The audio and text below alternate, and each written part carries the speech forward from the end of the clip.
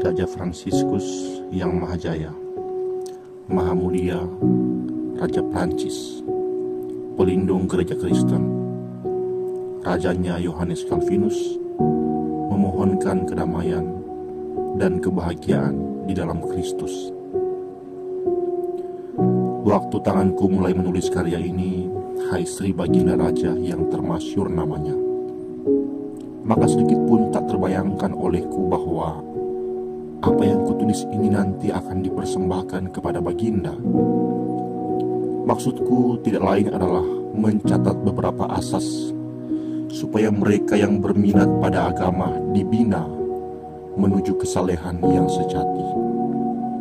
Tetapi aku menjadi sadar bahwa keterangan beberapa orang fasik di dalam kerajaan Baginda sudah begitu menghebat sehingga tidak ada tempat lagi bagi ajaran sehat.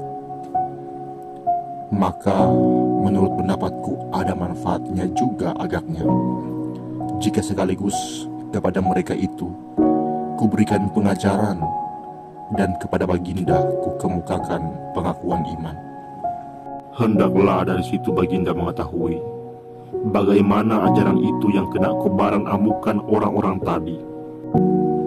Yang dewasa ini dengan jalan membakar dan membunuh sedang menimbulkan kerusuhan di dalam kerajaan Baginda.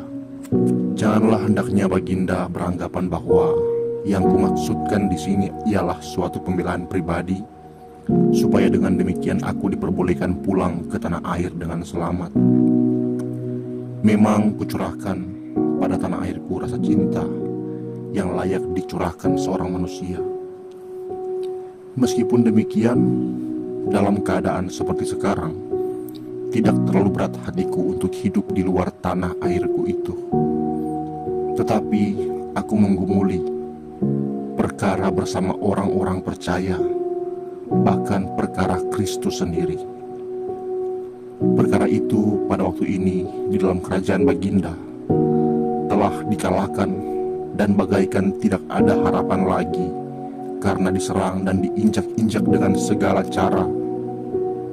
Sesungguhnya yang menyebabkan keadaan ini ialah kelaliman beberapa orang munafik dengan tidak setahu Baginda. Perkara itu layak didengar Baginda, layak diketahui Baginda, layak ditampilkan ke mimbar pengajilan Baginda.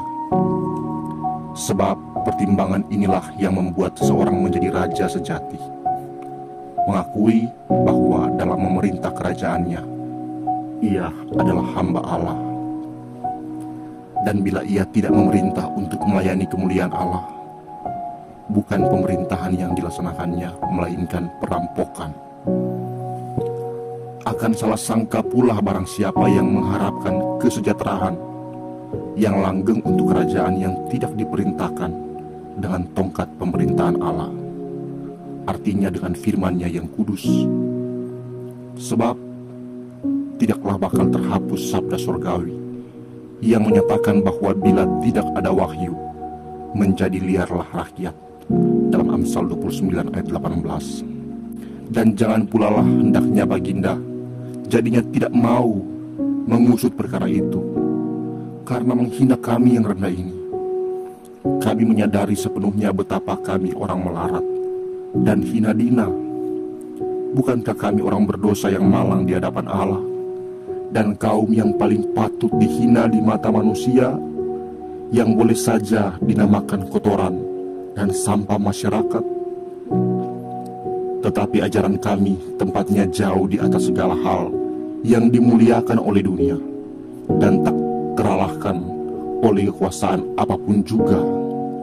Karena yang empunya bukan kami, melainkan Allah yang hidup dan Dia yang diurapinya.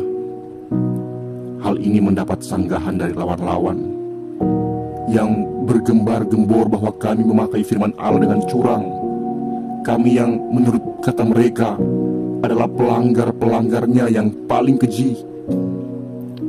Betapa kata ini merupakan fitnah yang jahat, bahkan kekurang ngajaran yang mencolok mata. Sri Baginda sendirilah yang dapat menilainya dengan kebijaksanaan Baginda. setelah membaca pengakuan iman kami ini. Mereka tidak berhenti menyerang ajaran kami, dan dengan cara apapun melancarkan tuduhan dan fitnahan terhadapnya agar membuat orang membencinya atau mencurigainya. Ajaran itu mereka katakan baru dan belum lama lahir. Mereka menghinanya sebagai ajaran yang perlu diragukan dan kurang pasti. Mereka ingin tahu mujizat-mujizat apa yang telah mengkukuhkannya. Mereka bertanya, pantaskah kalau ajaran itu mau menang atas paham yang disepakati oleh sekian banyak bapak-bapak suci dan atas kebiasaan yang sudah berlaku sejak zaman purbakala. Mereka mendesak supaya kami mengaku bahwa ajaran itu memecah belah gereja karena memeranginya, ataupun bahwa gereja karena tidak terbetik berita tentang adanya hal semacam itu sudah mati berabad-abad lamanya. Akhirnya mereka berkata bahwa tidak diperlukan banyak bukti, sebab dari buahnya dapat dinilai bagaimana ajaran itu, karena yang dihasilkannya itu adalah tumpukan bidat, kerusuhan pemberontakan yang begitu banyak, keliaran kejahatan yang begitu hebat.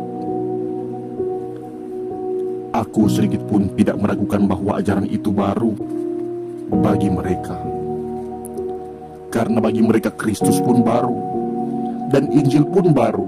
Tetapi mereka yang mengetahui bahwa sudah lamalah pemberitaan Paulus, yakni bahwa Yesus Kristus telah mati karena dosa kita dan bangkit kembali karena pembenaran kita, mereka itu tidak akan menemukan apa-apa yang baru pada kami. Maka sekarang Sri Baginda telah mendapat keterangan secukupnya mengenai kejahatan yang berbisa dari para pemfitnah, sehingga Baginda tidak akan terlalu gampang memberi telinga kepada pengaduan mereka.